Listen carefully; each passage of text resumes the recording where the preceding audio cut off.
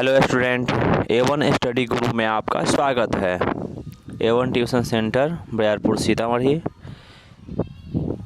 Bihar board है, class 10th है, BTC math है, यानी हम भारतीय भवन नहीं पढ़ा के BTC मैथ पढ़ा रहे हैं। आज हम बताएंगे एक्सरसाइज 3.1 के बारे में। 3.1 में जो भी है क्वेश्चन उसका सलूशन आज हम बताएंगे। मेरे चैनल का नाम हुआ A1 स्टडी गुरु। मैं इफ्तिखार सर, मेरा कॉन्टैक्ट नंबर है। यदि कोई प्रॉब्लम हो तो इस नंबर से आप चाहे तो मैसेज कर सकते हैं या व्हाट्सएप कर सकते हैं। व्हाट्सएप इसी नंबर से है, कर सकते हैं। अगर वीडियो पूरा क्लियर हो जाए तो सब्सक्राइब कर दीजिएगा। आज हम एक्सरसाइज 3.1 के बारे में जानेंगे और यानी सॉल्यूशन करेंगे। चलिए सॉल्यूशन करते हैं, आगे बढ़ते हैं। पहला नंबर क्वेश्चन था, यहाँ पर नंबरिंग देना हम भूल जाते हैं। यहाँ पर पहला नंबर क्वेश्चन था कि आफताब अपनी पुत्री से कहता है, क्या कहता है? आफताब अपनी पुत्री से कहता है। आफताब अपनी पुत्री से कहता है, क्या कहेगा? वो क्वेश्चन लिख दिए है 7 वर्ष पूर्व। क्या है? 7 वर्ष। 7 वर्ष पूर्व मैं तुमसे 7 गुनी आयु का था। ये भाषा वाला सवाल है। भाषा वाला सवाल में सारा कुछ भाषा में ही छिपा हुआ है, इसलिए हम पढ़ेंगे शुरू से। आफताब अपनी पुत्री से कहता है 7 वर्ष पूर्व, यानी 7 वर्ष पूर्व का मतलब पहले भी होता है। तो 7 वर्ष पूर्व मैं तुमसे, यानी आफताब अपनी पुत्री से 7 गुनी आयु का था। कितने गुनी आयु का था? 7 गुनी आयु का था। यानी आफताब अपनी पुत्री से कहता है कि 7 वर्ष पहले जो तुम्हारा आयु था, जो मेरा आयु था, उस आयु का जो अनुमान था वो तुमसे 7 गुना आयु था मेरा। वही भाषा इसमें लिख दिया है कि 7 वर्ष पूर्व मैं तुमसे 7 गुनी आयु का था। एक कंडीशन दिया है। दूसरा कंडीशन दिया है कि अब से 3 वर्ष बाद, यानी अभी जो मेरा उम्र है, तुम्हारा उम्र है, उसके 3 वर्ष बाद मैं तुमसे केवल 3 गुनी आयु का रह जाऊंगा। केवल कितना गुनी आयु का रह जाऊंगा? 3 गुनी आयु का रह जाऊंगा। इस स्थिति को बीजगणितीय एवं ग्राफीय रूपों में व्यक्त कीजिए। इसमें ग्राफ तो नहीं बना पाएंगे, ग्राफ तो अगले चैप्टर में सीखेंगे, लेकिन बीजगणितीय रूप में हम जरूर व्यक्त करेंगे। बीजगणितीय रूप में व्यक्त करेंगे। बीजगणितीय रूप का मतलब होता है कि इसका समीकरण निकाल के बताना है कि इसका समीकरण कैसा होगा। अब इसको बनाने चलेंगे तो ये है, देख रहे हैं, 2 कंडीशन है जिसमें 2 व्यक्ति, कौन कौन है? एक आफताब है एवं उनकी पुत्री है। 2 व्यक्ति है, दोनों की उम्र के बारे में नहीं पता है कि कौन किसका कितना उम्र है। तो क्या करेंगे? दोनों को उम्र को मान लेंगे। यहाँ पर मान लिए, हल लिखे माना कि आफताब की आयु कितना है? x वर्ष है, यानी XY में मानेंगे तो आफताब का आयु कितना मान लिए है? x वर्ष मान लिए। तथा उसकी पुत्री, यहाँ पुत्री होगा, पुत्री की आयु y वर्ष है। कितना वर्ष है? y वर्ष है। पुत्री का आयु कितना वर्ष है? y वर्ष है। प्रश्न से लिख दिए। प्रश्न से, यहाँ प्रश्न से लिखने के बाद हम लिखे हैं, कह रहा है पहला कंडीशन जो क्या था कि 7 वर्ष पूर्व, 7 वर्ष पूर्व मैं तुमसे 7 गुनी आयु का था। जब भी पूर्व या पहले रहे, क्या रहे? पूर्व या पहले, तो घटाएंगे। पूर्व या पहले मान लिए कि अभी किसी का उम्र 10 वर्ष है, अगर 7 वर्ष पहले उसका उम्र पूछा जाए तो क्या मानेंगे? क्या रहा होगा उसका 7 वर्ष पहले उम्र? 3 वर्ष ना रहा होगा। 3 वर्ष के लिए क्या किए? मतलब अभी जो उम्र है, अगर 7 वर्ष पहले पूछे या पूर्व पूछे, इसका मतलब 7 वर्ष घटाना पड़ेगा, तब पहले का उम्र निकलेगा। इसी प्रकार यहाँ पर कहा गया है 7 वर्ष पूर्व मैं तुमसे 7 गुनी आयु का था। तो 7 वर्ष पूर्व कहा गया, तो 7 वर्ष पूर्व उनके पिता भी 7 वर्ष कम रहे होंगे अभी की उम्र से, उनकी पुत्री भी क्या होंगे? 7 वर्ष कम रहे होंगे। तो दोनों में से 7 घटा है, x - 7 की है, y - 7 की है, दोनों में से घटा दिए। अब कह रहा है, उनके पिता कह रहे थे कि मैं तुमसे 7 गुनी आयु का था। तो अब 7 वर्ष पहले इनके पिता की उम्र x - 7 है, 7 वर्ष पहले उनके पुत्री की आयु है y - 7। तो x - 7 जो है y - 7 का 7 गुना है। ये 7 गुना ये है, तो 7 गुना ये कम होगा। 7 गुना जिसमें कमी होता है उसी में गुना करते हैं। तो पिता की उम्र 7 गुना है, पुत्री की उम्र 7 गुना कम है। 7 गुना कम है तो क्या किए? पुत्री की उम्र में 7 से गुना कर दिए। गुना कर दिए। अब इधर के x - 7 है, कोष्ठ से बाहर निकाले तो x - 7 रह गया है। इधर गुना करेंगे, 7 गुने y किए 7y, 7 7 हो गया -49। अब क्या करते हैं? x और y को एक साइड लाते हैं, संख्यात्मक मान को एक साइड ले आते हैं। x यहाँ था, रहने दिए है। उधर से 7y प्लस था, इधर आएगा था -7y, यानी क्या हो गया? x - 7y। उस साइड में अब संख्या उस साइड ले जाना है। उस साइड ले जाने के लिए देखिए, उधर -49 है, अब -7 उधर गया था, +7 हो गया। यानी x माइनस 7y इधर आया, उधर आया माइनस 49 प्लस 7। इस साइड का ज्यों का त्यों रह जाएगा, x माइनस 7 माइनस 49 और प्लस 7 कितना हो जाएगा माइनस 42। देख रहे हैं कि दोनों दो रंग का चिन्ह है, 49 में से 7 घटेगा, चिन्ह बड़का वाला, बड़का तो 49 है तो चिन्ह बड़का वाला 49 क्या रहा माइनस 42 रहेगा। इसी चीज़ को आगे हम लिखे हैं कि x माइनस 7y रह गया है, घटाने के बाद कितना आया है माइनस 42।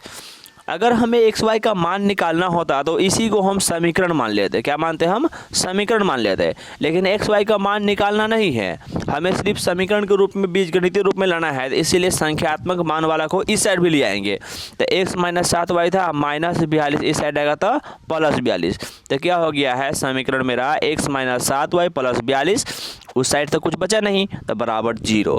यानी फुल्ली समीकरण मेरा आ गया है x माइनस 7y प्लस 42 बराबर 0। डॉट डॉट डॉट दे दिए, समीकरण 1 हो गया। समझ में आ गया? पुनः प्रश्न से देखेंगे, पुनः प्रश्न से क्या कहा गया है इसको हम देखते हैं। पुनः प्रश्न में हमें दिया हुआ है, सवाल में क्या कहा था कि मैं तुमसे अब से 3 वर्ष बाद मैं तुमसे केवल 3 गुनी आयु का रह जाऊंगा, यही ना बोला गया। अब से 3 वर्ष बाद मैं तुमसे केवल 3 गुनी आयु का रह जाऊंगा। अब 3 वर्ष बाद करेंगे तो अब बताइए किसी का उम्र कोई वर्ष है, 3 वर्ष बाद किसी का उम्र पूछे तो क्या होगा 3 जोड़ेंगे। इसी प्रकार इसमें भी कहा गया है कि 3 वर्ष बाद, तो हम पिता की उम्र में भी 3 जोड़ दिए, अब पुत्री की उम्र में क्या किए 3 जोड़ दिए है। तो ये पिता की उम्र जोड़े है तो x प्लस 3 हो गया है, पुत्री का उम्र जोड़े है तो y प्लस 3 हो गया है। दोनों का उम्र हम जोड़ दिए हैं। जोड़ने के बाद पिता कह रहा है कि मैं तुमसे 3 गुनी आयु का रह जाऊंगा। अब कितने उम्र का रहेगा 3 गुना, इससे ये 3 गुने होंगे। अब 3 गुना ये हो गया, 3 गुना कम है तो क्या किए हम गुने 3 कर दिए हैं। अब फिर समीकरण को आगे बढ़ाएंगे, ये x प्लस 3 था, x प्लस 3 रहने दिए है। यहाँ y प्लस 3 में 3 से गुना किए है तो 3y प्लस 9 आ गया है। अब वही करेंगे, x y को एक साइड, संख्या एक साइड, x तथा x रहने दिए, 3y इस साइड आएगा था माइनस 3y हो गया तो x माइनस 3y, 9 उस साइड था रहने दिए, प्लस 3 इधर जाएगा था माइनस 3, तो 9 माइनस क्या हो गया 3 हो गया। यानी x माइनस 3y बराबर 9 माइनस 3, यानी x y को एक साइड, संख्या को एक साइड लिया है। अब क्या हो गया x माइनस 3y तो है ये है, 9 में से 3 गया था 6 हो गया, यानी x माइनस 3y बराबर 6। 6 को अभी साइड लाएंगे तो x माइनस 3y था, 6 उस साइड प्लस में इधर आएगा था माइनस में, तो मेरा समीकरण क्या बन गया x माइनस 3y माइनस 6 बराबर 0, समीकरण 2। यही मेरा क्या हुआ आंसर हो गया। ठीक है, समझ में आ गया होगा। चलिए अगला क्वेश्चन देखते हैं। अगला क्वेश्चन दूसरा नंबर क्वेश्चन था कि क्रिकेट टीम के एक कोच ने, कौन है क्रिकेट टीम के, यानी क्रिकेट खिलाने वाले व्यक्ति या खेलने वाले व्यक्ति जो टीम बनता है उसका एक कप्तान होता है, उसी कोच कहा जाता है कि उसका एक कोच है जो 3900 रुपये में, कितने में 3900 रुपये में 3 बल्ले और 6 गेंद खरीदे। क्या वो बल्ला खरीदा 3 गो बल्ला 6 गेंद खरीदा, कितना रुपया लगा उसको 3900 रुपया। हमें कहा गया कि क्रिकेट के जो भी व्यक्ति खेलने वाले हैं उसमें एक कप्तान जो थे वो 3900 रुपये में, कितने में 3900 रुपये में 3 गो बल्ला खरीदे और 6 गेंद खरीदे। यानी 3 गो बल्ला खरीदे 6 गेंद पर खरीदे ना तो उनको 39 रुपया पड़ गया। कह रहा है बाद में उसने एक और बल्ला क्या खरीदे, एक और बल्ला और तथा उसी प्रकार की 2 गेंद, यानी वही बल्ला को एक और बल्ला खरीदे और उसी प्रकार की जो गेंद उसी प्रकार 2 गेंद भी खरीदे, तो उनको 1300 रुपये में खरीदे। कितने रुपये में खरीदे 1300 रुपये में। कहा गया इस स्थिति को बीजगणित तथा ज्यामितीय रूप में व्यक्त कीजिए। हम क्या करेंगे, ना हमें बल्ला का मूल्य मालूम है ना गेंद का मूल्य मालूम है, तो क्या करेंगे मानेंगे, हल लिख दिए। माना कि एक बल्ले का मूल्य, हमें सब बल्ला का मूल्य थोड़ी ना मालूम करना है, एक बल्ला का मूल्य कितना रुपया है x रुपया, तथा एक गेंद का मूल्य कितना रुपया हो जाएगा y रुपया। एगो बल्ला का मूल्य मान लिए, एगो गेंद का मूल्य मान लिए। दोनों का मूल्य जब मान लिए है तो हम देख रहे हैं कि एगो बल्ला का मूल्य x रुपया, तो 2 गो बल्ला कितना हो जाएगा 2 गुना 2x हो जाएगा, 3 गो बल्ला का 3x, 4 गो बल्ला के 4x, 5 गो बल्ला के 5x। इस प्रकार से जय गो बल्ला रहेगा उतना x हो जाएगा। यहाँ माने है कि एक गेंद का मूल्य y रुपया है तो एक गेंद का y रुपया है, 2 गेंद के 2y हो जाएगा, 3 गो गेंद के 3y रुपया हो जाएगा, 4 गेंद के 4y रुपया हो जाएगा, 5 गेंद के 5y रुपया। इसी प्रकार से आगे बढ़ता रहेगा। कहने का मतलब ये है कि हम एक एक को मानते हैं, जय को पूछता उसे गुना कर देते हैं, बढ़ेंगे। यहाँ जो पहला नंबर में क्या कहा गया था, एक कोच ने 39 रुपये में 3 बल्ले, कितने बल्ले खरीदे 3 बल्ले और 6 गेंद, 3 बल्ला के लिए 3y, 6 गेंद के लिए 6y। तो उसी चीज़ को यहाँ लिख दिया प्रश्न से, 3 गो बल्ला खरीदे खरीदा था, एगो बल्ला के x रुपया, 3 गो बल्ला के 3x, 6 गो गेंद खरीदा था, एगो गेंद का y रुपया, 6 गेंद का 6y, तो क्या हो गया 3x प्लस 6y बराबर कितना रुपये में खरीदा था 39 रुपये में, बराबर 3900 रुपया कर दिए। यहाँ देख रहा है कि समीकरण जो हम तोड़ेंगे एक्स वाई वाला टर्म था, अगर उसमें कोई संख्या कॉमन होने वाला हो तो कॉमन लेने की कोशिश करेंगे। यहाँ पर देख रहे हैं 3 है और 6 है, तो क्या कॉमन होगा, 3 कॉमन होगा, 3 को कॉमन लिए तो अंदर में क्या बचा x plus 2y, x plus 2y बच गया। अब इस 3 को इस 3900 काटेंगे तो कितना मरतबा कटेगा 1300 मरतबा, 1300 मरतबा कटा, मतलब 3 से 3900 कट गया 1300 मरतबा, इसलिए लिख दिया कि x प्लस 2y बराबर 1300। 1300 को इधर लाएंगे तो x प्लस 2y, 1300 इस साइड आएगा तो माइनस 1300, तो क्या आ गया x प्लस 2y माइनस 1300 बराबर में 0। समीकरण कितना हो गया 1 हो गया। चलिए पुनः प्रश्न से क्या कहा गया था, पिछले का में कह रहा है बाद में, किस बाद में, उसने एक और बल्ला और उसी प्रकार की 2 गेंद, यानी बाद में चल के वो एगो बल्ला 2 गेंद खरीदा, कितना में 1300 में, तो लिख दिए एगो बल्ला x और 2 गेंद के लिए, एगो गेंद के y रुपया, 2 गेंद के लिए 2y, दोनों मिला कितना रुपये में खरीदा 1300 रुपये में, 1300 को इधर किए तो x प्लस 2y माइनस 1300 बराबर 0। समीकरण 2 आ गया।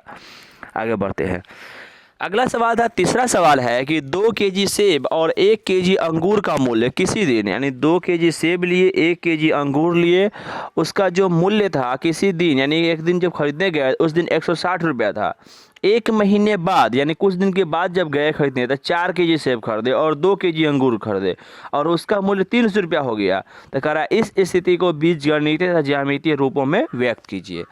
हमें बताना है कि इसमें सेब और अंगूर का मूल्य हमें नहीं बताया कैसे दे रहा था, लेकिन हमें यहाँ कंडीशन दिया गया है कि 2 केजी सेब है, 1 केजी अंगूर है तो उसका 160 रुपया है, 4 केजी सेब है, 2 केजी अंगूर है तो उसका मूल्य 300 रुपया है, तो उसका बीजगणितीय रूप में व्यक्त करना है। अब प्रत्येक कैसे किलो है हमको नहीं पता है, तो मान लेंगे हल है, माना कि 1 केजी सेब का मूल्य कितना रुपये मान लेंगे 100 रुपया, यानी हमको कैसे सेब दर नहीं पता है तो हम मान लिए कि माना कि 1 केजी सेब का मूल्य हो गया 100 रुपया तथा 1 केजी अंगूर का मूल्य हो गया y रुपया। 1 केजी सेब का मूल्य 100 रुपया, 1 केजी अंगूर का मूल्य y रुपया। आगे बढ़ेंगे, आगे बढ़ने पहले इस सवाल को फिर दोबारा पढ़ लेते हैं। 1 केजी सेब का मूल्य 100 रुपया है तो 2 केजी सेब का मूल्य कितना हो जाएगा 2x, 3 केजी सेब के मूल्य 3x, 4 केजी सेब के लिए 4x। इसी प्रकार 1 केजी अंगूर का मूल्य y रुपया है तो 2 केजी अंगूर के लिए कितना हो जाएगा 2y, 3 केजी अंगूर के लिए 3y, 4 केजी अंगूर के लिए 4y। यहाँ पर जो सवाल दिया था 2 केजी सेब और 1 केजी अंगूर, तो 2 केजी सेब का 1 केजी सेब का 100 रुपया, 2 केजी सेब का 2x, यानी 2x सेब हो जाएगा। 1 केजी अंगूर है, 1 केजी अंगूर का y रुपया है ये, तो 1 केजी अंगूर y हो जाएगा। इसी प्रकार समीकरण लिख दिए है प्रश्न से, 2 केजी सेब था तो 2x, 1 केजी अंगूर था तो प्लस y, दोनों मिला के कितना रुपया हो गया है 160 रुपया। 160 को इधर लाया था माइनस 160 हो गया है, तो हो गया 2x प्लस y माइनस 160 बराबर 0। समीकरण कितना हो गया 1 हो गया।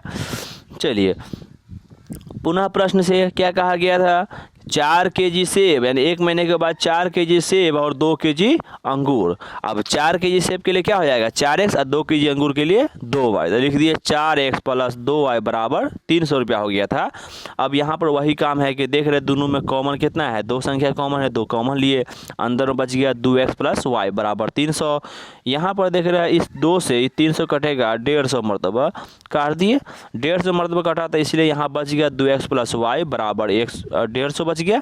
150 को यानी 150 इधर लाएंगे तो क्या हो जाएगा कि 2x प्लस y बराबर इधर आएगा तो माइनस 150, तो माइनस 150 कर दिए यानी माइनस 150।